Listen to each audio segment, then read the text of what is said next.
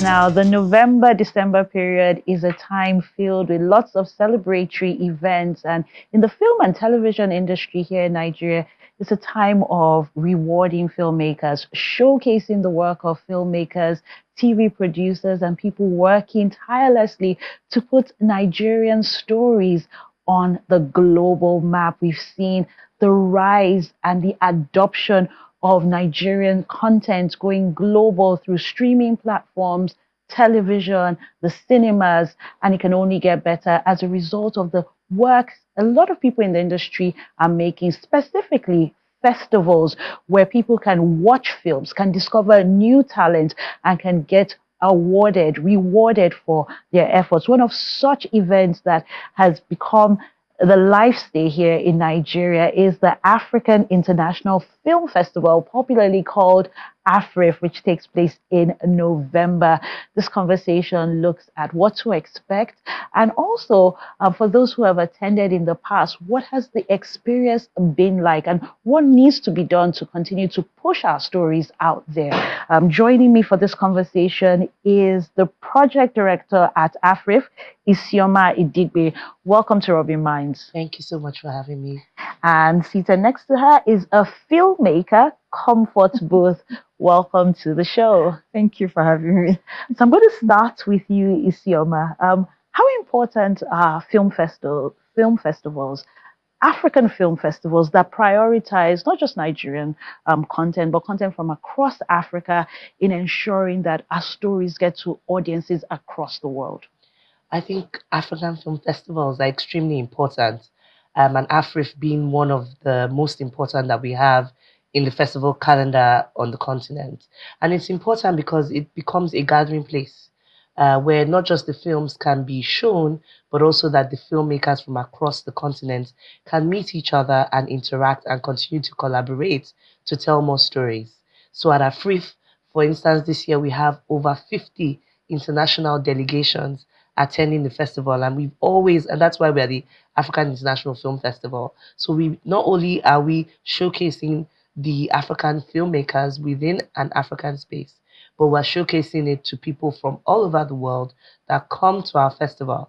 The festival becomes an opportunity for them to see this work that they may not ordinarily be able to see in their different markets. So a place of discovery, a place of collaboration, partnerships, and a lot of huge networking opportunities available. Now, I'd like to hear directly from someone who has been there, done that, and probably has the t-shirt to show for it. Comfort, what has your experience been like attending AFRIFF as a filmmaker? So interestingly, I attended AFRIFF for the first time last year. So that was AFRIFF 12.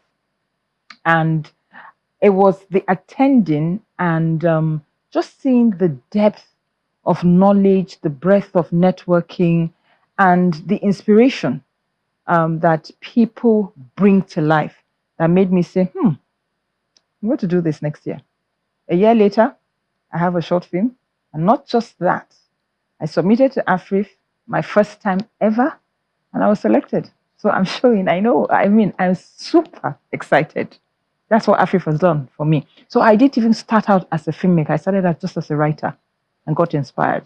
And it's a platform that is open. I think that's what I liked about it. It was open. I didn't feel like an imposter. I didn't feel as if I was telling a lie. I didn't feel, as if this is not where I belong. No.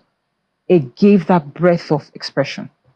I'll come back to you because I want to hear all about this short film. And it's interesting that your journey just started. Yes. And yet, with some events, there seems to be, I don't know if you watched the previous segment, but there's like a queue, like you wait in turn when it gets to your turn. There are people who have paid their dues. How is Africa democratizing that space so that if tomorrow after this conversation I say, you know what, I also want to have my short film, is it possible? So, it's so great to hear Comfort's story. And funny enough, last year was the first time I was a project director. So that was my first sort of control of putting the festival together. So it makes me so happy to hear that feedback from you. And this is my second year as project director. And my story in AFRIFF as well is sort of the same story, where my day job, I'm a lawyer. I'm actually a partner at a law firm. And I started off by saying that I wanted to do entertainment law training courses at the festival. And that was literally the beginning of me getting involved in volunteering in the festival and working my way all the way up to project director. But in terms of as a filmmaker, there's so many things that we have on offer for filmmakers. We have masterclasses, we have workshops that are completely free to attend. All you have to do is go on the website and register within the appropriate time.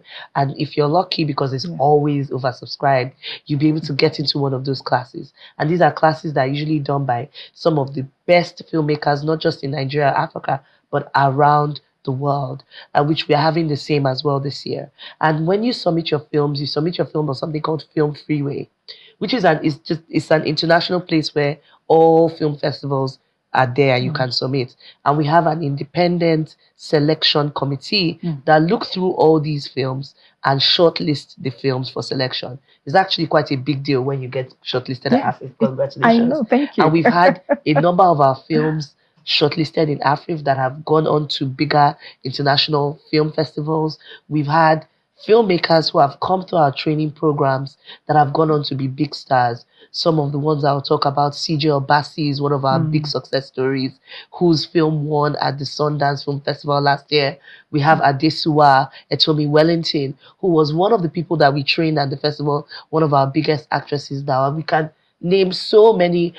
We have Roye Okupe of Unique Studios, who now has a collaboration with Max and Cartoon Network for his cartoon series Iyanu. The first time he ever showed in Nigeria, and that was actually where I met him, was showing his short animated film at AFRIFF. That's the magic of AFRIFF, that anybody who has an idea, who has a passion for the film industry, it's a safe place for you to come to, meet people, show your work, have that work constructively criticized or accepted, whichever way, but you're going to come out of it stronger, better, more informed, more connected, and be in a better position to be able to move forward in your career. Congratulations once again, Comfort, on being shortlisted at AFRIFF. It is a big deal indeed. Tell us about the inspiration. What made you shift from going from writing to actually going behind the camera to do a whole short film? And why did you think it was important for it to show at AFRIFF? So I'm a movie buff. I even do movie reviews. I grew up on movies, courtesy my mother. So films have always been in my life. And then I have the talent of writing. So it actually started out with me trying to, this year, finally publish a book.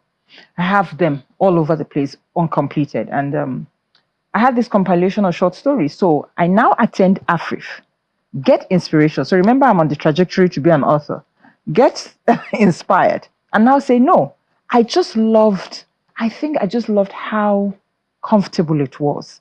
And I like what you said, that there's some industries where you have you paid your dues? You know, why is this person here? I didn't get any of that. And so I felt, okay, so why not? Low-hanging fruit, it's one of the festivals that is recognized. You know, it's the biggest on the continent. So why not? If it's that, as you called it, democratized, I'm inspired, I have access to these tools, I have a talent, then let me start out small. You know, you don't start out small, then you progress. So I took one of my stories. I took the one that I love, one of the stories that I love that I wrote, yes, because I loved it. It came from me, you know. And then I looked for the good hands. I looked for solid hands. Might be more expensive, but you do want to your first attempt. So I think that would be one piece of advice, you know. If you're going to do it, look your first time, make sure you look for the solid hands because they will still handhold you into it. You need it. If you like, later on you can fly, but start well. So that was it. And that was an AFRIFF for giving me the inspiration. It was only right that I would be there. And I spoke it. I said, I want to be selected. You know what? I have to. And let me just say it here. I'm going to win. Well, Okay. wish you all the best with that.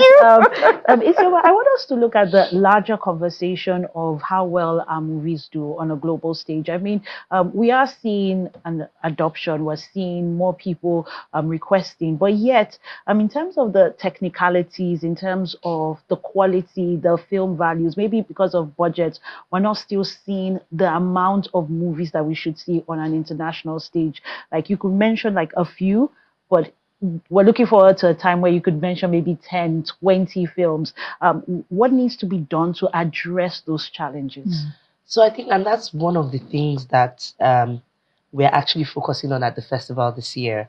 So this year at the festival, we've broken up each day into themes. So the first day is Herbert Day. Herbert was one of our patrons of blessed memory. We miss him so much at the festival this year, and we decided to honor him with the first official day of the industry session. And really, in his memory, we'll be talking a lot about the things he believed in: leadership, innovation, growth. This is all linked back to your question. The second day is co production day. The third day is animation day. The fourth day is television day. And then the fifth day is Afro Unity Day. These themes are all linked to your question. How do we get more? How do we get 10 or more Nigerian films at the global stage? At AFRIFF, we have the opportunity to be able to experience the entirety of the ecosystem every time we put the festival together. And so we have this bird's eye view of where the gaps are. And so even when we have strategic partners at the festival, it's about addressing those issues. So some of our strategic partners, we have institutional partners like the Ministry of Arts, Culture, Tourism, and the Creative Economy is a strategic partner for us. The Lagos State government is a strategic partner for us, because some of these issues are structural issues, enabling environment issues that require the government to step in and create those enabling environments. You talk about things like skill gaps. It would be interesting for you to know that some of our top filmmakers, people like Abba Makama, Kenneth Diang, Kenneth Diang particularly, some of the top technical talents, which I'm sure you use some of them in your film, all come from NFI, which is Nigerian Film Institute. But it's also an institution that is extremely underfunded, and yet is producing some of the people who are producing works that are going around globally. So you then have to look at what do we need to do to take an NFI, for example, and supercharge it to be able to deliver for the industry, right? Does it need to only be in Jos? Do we need to have one in every geopolitical zone? And so those conversations we're having with, like the ministry, and we're facilitating those conversations happening. The ministry and Lagos State have been incredibly supportive to the festival. And in them partnering with us, they then have the opportunity to sit in the festival and engage with the filmmakers around what those environmental issues are that are limiting the space. You can't also be looking at trying to be big globally when you haven't actually broken ground locally.